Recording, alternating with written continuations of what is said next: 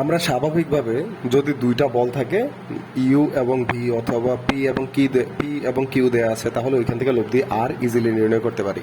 কিন্তু এমন যদি কোনো প্রবলেম দেয়া থাকে যেখানে চারটা বল কাজ করতেছে, এক্স অক্ষ, মাইনাস এক্স অক্ষ, ওয়াই অক্ষ এবং মাইনাস ওয়াই অক্ষের দিকে চারটা বল 7 নিউটন, 5 নিউটন, 2 নিউটন এবং 3 নিউটন কাজ করতেছে, তাদের লব্ধি নির্ণয় করতে বলছে। তাহলে আমরা কিভাবে নির্ণয় করব এবং এটা করার একটা শর্টকাট উপায় আছে। শর্টকাটটা কি? তুমি সবসময় যদি খেয়াল করো যে আমাদের এখানে বল আছে চারটা, কিন্তু আমরা জানি যে লব্ধি নির্ণয় করার জন্য, অতি সহজে লব্ধি নির্ণয় করার জন্য আমাদের বল দরকার হবে কয়টা? দুইটা। তাহলে এইখানে যে চারটা বল আছে এই চারটাকে আমরা দুইটাতে রূপান্তর করব। কিভাবে রূপান্তর করব? খেয়াল করো, এখানে 7 নিউটন আর 2 নিউটন, তাদের মধ্যবর্তী কোণ কত?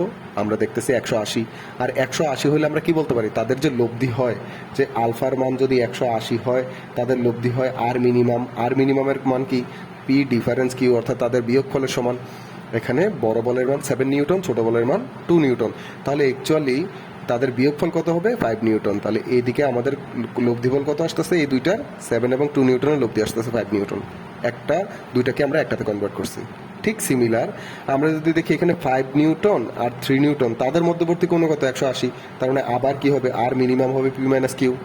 আবার এখান থেকে আমরা যদি দেখি 5 নিউটন আর 3 নিউটন, তাদের বিয়োগফল কয় নিউটন?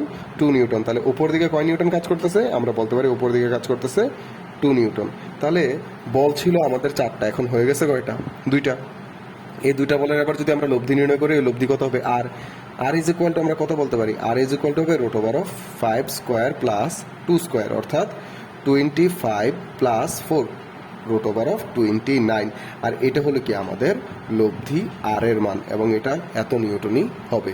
এভাবে আমরা শর্টকাটে এই যে চারটা বলকে একাধিক ভেক্টর তাদের লব্ধি নির্ণয় করতে পারি।